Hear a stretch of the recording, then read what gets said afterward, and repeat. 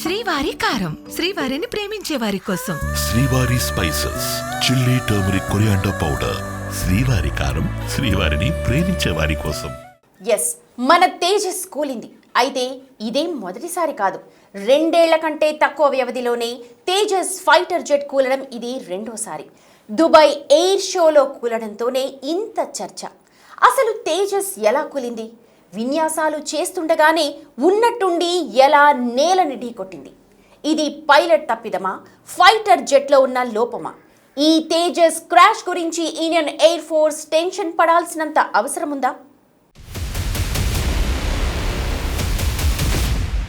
Dubai air షోలో కూలిన Tejas fighter jet.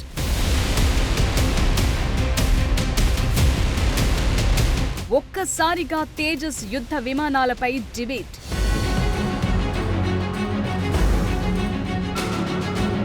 Made in India Tejas fighter jet సేఫేనా?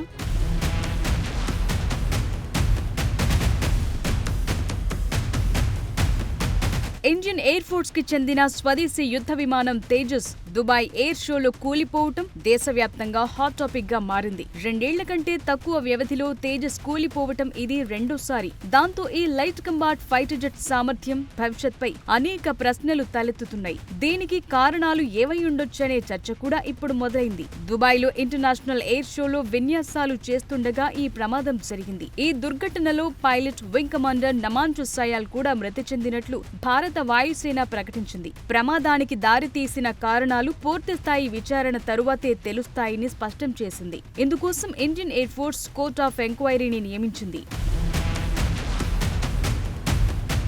Tejas fighter jet aerial డిస్ప్లేలో భాగంగా విన్యాసాలు చేస్తుండగా ఈ దుర్ఘటన జరిగింది. ఓ అసాధారణమైన స్టంట్ చేయటం, క్షణం పాటు నియంత్రణ కోల్పోవటం వల్లే ఈ ప్రమాదం జరిగిందంటున్నారు. యుద్ధ విమానం వేగంగా నేలపైకి దూసుకొచ్చి నేలను తాకిన మరుక్షణమే భారీ పేలుడు సంభవించింది. దట్టమైన నల్లటి పొగ ఆ ప్రాంతాన్ని కమ్మేసింది. చాలా మంది నిపుణుల ప్రకారం తేజస్ యుద్ధ విమానం నెగటివ్ G-ఫోర్స్ టర్న్ స్టంట్ పూర్తి చేసి తిరిగి సాధారణ స్థితికి మళ్లించే క్రమంలో నియంత్రణ కోల్పోయినట్లు చెప్తున్నారు. ఈ స్టంట్ చేసేటప్పుడు పైలట్ కొన్ని క్షణాల పాటు తలకిందులుగా ఉంటాడు. ఆ సమయంలో అధిక G-ఫోర్స్ కారణంగా తలవైపు రక్త ప్రసరణ పెరిగి పైలట్ గందరగోళానికి గురవటం కానీ, తాత్కాలికంగా గురుత్వాకర్షణ వల్ల స్పృహ కోల్పోయే ప్రమాదముంది. ఈ క్లిష్టమైన విన్యాసం నుంచి విమానాన్ని సాధారణ స్థితికి మళ్లించే క్రమంలో ఎత్తు తక్కువగా ఉండటం, వేగం సరిపోకపోవటం వల్ల పైలట్ ఆలస్యంగా రియాక్ట్ అవ్వటం కానీ, కంట్రోల్ తప్పటం కానీ జరిగుండొచ్చంటున్నారు. వింగ్ కమాండర్ నమాంచు సయాల్ అనుభవం కలిగిన పైలట్ అయినప్పటికీ విన్యాసం చేస్తున్న సమయంలో జరిగిన చిన్న పొరపాటు వల్లే ప్రమాదం జరిగి ఉండొచ్చని నిపుణులు అంచనా వేస్తున్నారు. విమానం కూలిపోవటానికి ముందు తేజస్ ఇంజిన్ ఒక్కసారిగా పవర్ లాస్ అవ్వటం, ఫ్లైట్ కంట్రోల్ సిస్టంలో ఏదైనా టెక్నికల్ లోపం తలెత్తి ఉండొచ్చని అంచనా వేస్తున్నారు. ఈ ప్రమాదం జరగటానికి కొన్ని గంటల ముందు దుబాయ్ ఎయిర్ షోలో పాల్గొన్న తేజస్ విమానం నుంచి ఆయిల్ లీక్ అవుతోందని సోషల్ మీడియాలో ప్రచారం జరిగింది. అయితే అది సాధారణ డ్రైనింగ్ ప్రక్రియలో భాగంగా వచ్చే నీరేనని, టెక్నికల్ లోపం కాదని IAF ఖండించింది. ఇది జరిగిన మరుసటి రోజే ప్రమాదం జరగటం మరింత అనుమానాలను పెంచింది. కానీ ప్రమాదంపై పూర్తి స్థాయి దర్యాప్తు జరిగి బ్లాక్ బాక్స్ విశ్లేషణ జరిగేదాకా ఖచ్చితమైన కారణం ఏంటన్నది తెలిసే అవకాశం లేదు. ఏదేమైనా తేజస్ ఫైటర్ జెట్ భారతీయ రక్షణ పరిశ్రమకు ప్రతిష్టాత్మకమైంది. మేక్ ఇన్ ఇండియా ప్రోగ్రాంలో ఎంతో కీలకమైంది. అలాంటి విమానం కూలిపోవటం అనేది పెద్ద చర్చకే దారితీసింది. కానీ దీని గురించి పెద్దగా ఆందోళన చెందాల్సిన అవసరం లేదని నిపుణులు అభిప్రాయపడుతున్నారు. తేజస్ ప్రాజెక్ట్ 2001లో తొలిసారి గాల్లోకి ఎగిరినప్పటి నుంచి భారత వాయుసేనలో చేరిన తరువాత కూడా దీనికి మంచి సేఫ్టీ రికార్డే ఉంది. గడచిన 24 ఏళ్లలో నమోదైన 2 ప్రమాదం మాత్రమే.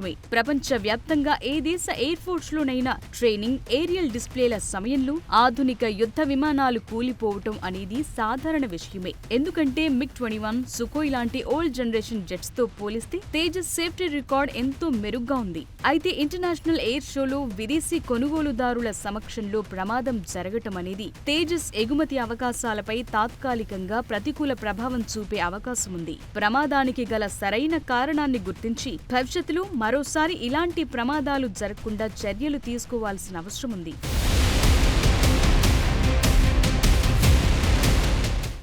ఇప్పుడు మ్యాటర్ మన తేజస్ ఫైటర్ జెట్స్ కూలడం గురించి కాదు. అదసలు పెద్ద విషయమే కాదు. ఎందుకంటే ఫైటర్ జెట్స్ కూలడం ఇదేం కొత్త కాదు. రాఫెల్ కూడా ఎన్నోసార్లు కూలింది. F-16లు ఇప్పటిదాకా ఎన్ని కూలాయో లెక్కే లేదు. వాటితో పోలిస్తే తేజస్ చిన్నదే. ఏదేమైనా బగ్ ఈజ్ బగ్. అందులో లోపం ఎలాంటిదైనా దాన్ని సరిచేయాలి. ఎందుకంటే MiG-21 యుద్ధ విమానాల స్థానాన్ని భర్తీ చేసేందుకు తెచ్చిన తేజస్ మరోసారి ఫెయిల్ అవ్వకుండా చూడాలన్న అభిప్రాయాలు వినిపిస్తున్నాయి. తేజస్ మళ్ళీ కూలొద్దంటే ఇండియన్ ఎయిర్ ఫోర్స్ తీసుకోవాల్సిన జాగ్రత్తలేంటి? 2024 మార్చిలో రాజస్థాన్లోని జైస్మలీర్లో తేజస్ ఫైటర్ జెట్ కూలిపోయింది. 2001లో టెస్ట్ చేసిన తరువాత 23 ఏళ్లకు రాజస్థాన్లో తొలిసారి ప్రమాదానికి గురైంది. ఆ ప్రమాదంలో పైలట్ సేఫ్ గా బయటపడ్డాడు. మళ్లీ ఇప్పుడు దుబాయ్ ఎయిర్ షోలో తేజస్ క్రాష్ అయ్యింది.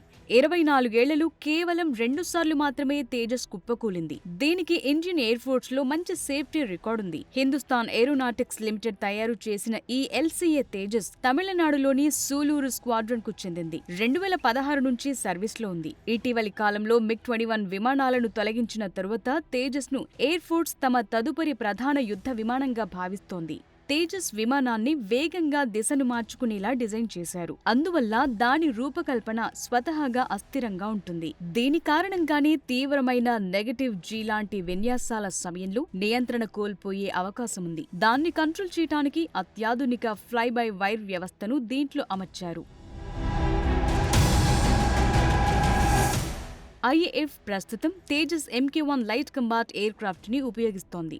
భవిష్యత్తులో రాబోయే మరింత అడ్వాన్స్డ్ తేజస్ MK-1A వెర్షన్ కోసం వెయిట్ చేస్తోంది. ఈ ప్రమాదం భవిష్యత్తులో రాబోయే జెట్ల తయారీలు, భద్రతా ప్రమాణాలు మరింత కట్టుదిట్టంగా ఉండేలా దృష్టి సారించేందుకు వీలు కల్పిస్తుంది. వాయుసేన దర్యాప్తులో ప్రమాదానికి గల అసలు కారణాలేంటో తేలాక లోపాలను సరిదిద్ది ఈ made in India fighter jet పై మళ్లీ నమ్మకాన్ని పునరుద్ధరించాల్సిన అవసరముంది. తేజస్ ఫైటర్ జెట్ కూలిపో అనేది పెద్ద సమస్య కాకపోయినా దాని విశ్వసనీయతను, భద్రతను మెరుగుపరచడం అత్యవసరం. MiG-21 స్థానాన్ని భర్తీ చేసిన స్వదేశీ యుద్ధ విమానం కావటంతో దీనిపై అంచనాలు భారీగా ఉన్నాయి. ప్రపంచంలో ఏ ఫైటర్ జెట్ కైనా ప్రమాదాలు సహజమే అయినప్పటికీ భవిష్యత్తులో తేజస్ మరోసారి ఫెయిల్యూర్ కాకుండా ఉండాలంటే ఇండియన్ ఎయిర్ ఫోర్స్ కీలకమైన జాగ్రత్తలు తీసుకోవాల్సిన అవసరం ఉంది. ఇందుకోసం టెక్నికల్ ఇన్వెస్టిగేషన్, సిస్టమ్ ఇంప్రూవ్మెంట్ తక్షణమే చేపట్టాలి. ఇది మానవ తప్పిదం వల్ల జరిగిందా, డిజైన్ లోపాల వల్ల జరిగిందా, మెటీరియల్ ఫెయిల్యూరా లేక టెక్నికల్ లోపమా అనే అంశాలపై దృష్టి పెట్టాలి. విమానంలో తరచుగా కనిపిస్తున్న సాంకేతిక లోపాలేవైనా ఉన్నాయా అనే దానిపై లోతుగా రీసెర్చ్ చేయాలి. సాంకేతిక లోపాలతో పాటు పైలట్ శిక్షణ, ఆపరేటింగ్ విధానంలోనూ మెరుగుదల కావాలి. ప్రమాదకరమైన పరిస్థితులను ఎదుర్కొనేందుకు పైలట్లకు అడ్వాన్స్డ్ ఫ్లైట్ సిమ్యులేటర్లలో అత్యంత కఠినమైన ట్రైనింగ్ ఇవ్వాలి. అత్యవసర పరిస్థితుల్లో జెట్ ని ఎలా విడిచిపెట్టాలి అనే దానిపైన ప్రత్యేక శిక్షణ ఉండాలి. కాక్పిట్ డిజైన్, డిస్ప్లేలు పైలట్ కు ఒత్తిడి సమయంలోనూ స్పష్టంగా, సులభంగా అర్థమయ్యేలా ఉన్నాయో లేదో రివ్యూ చేయాలి. భవిష్యత్తులో రాబోయే తేజస్ మార్క్ 1A, మార్క్ 2 వెర్షన్లలో ఈ లోపాలు రిపీట్ కాకుండా చూడాలి. విమానం బిల్డ్ క్వాలిటీ, ముఖ్యంగా ఒత్తిడి ఎక్కువగా ఉండే భాగాల్లో మరింత పటిష్టత ఉండేలా చూడాలి. మెరుగైన కంపోజిట్ మెటీరియల్స్ ను ఉపయోగించాలి. Engine, flight control system, hydraulic system లాంటి క్లిష్టమైన భాగాల్లో ఒక సిస్టమ్ ఫెయిల్ అయితే రెండో సిస్టమ్ వెంటనే పనిచేసేలా ఉండేలా డిజైన్ మెరుగుపరచాలి. ఫెయిల్ అయ్యే అవకాశం ఉన్న భాగాలను విదేశాల నుంచి దిగుమతి చేసుకోవటం కంటే దేశీయంగా మెరుగైన నాణ్యతతో అభివృద్ధి చేయడంపై దృష్టి పెట్టాలి. తేజస్ అనేది కేవలం ఓ ఫైటర్ జెట్ కాదు. ఇది భారతదేశ సాంకేతిక శక్తికి ప్రతీక. ప్రపంచవ్యాప్తంగా విజయవంతమైన F-16, రఫెల్ లాంటి జెట్లు కూడా తమ సర్వీస్ హిస్టరీలో అనేక ప్రమాదాలను ఎదుర్కొన్నాయి. అందువల్ల దుబాయ్ ఎయిర్ షోలో జరిగిన తేజస్ క్రాష్ ని ఓ గుణపాఠంగా భావించి Indian air force, Hindustan aeronautics limited కలిసి పనిచేయాలి. ప్రతి బగ్ ని పరిష్కరించి నాణ్యత, భద్రతపై రాజీ పడకుండా చర్యలు తీసుకోవాలి. అప్పుడే తేజస్ ఫైటర్ జెట్ MiG-21 స్థానాన్ని భర్తీ చేస్తుంది. భవిష్యత్తులో భారత వాయుసేనకు వెన్నెముకగా నిలబడుతుంది.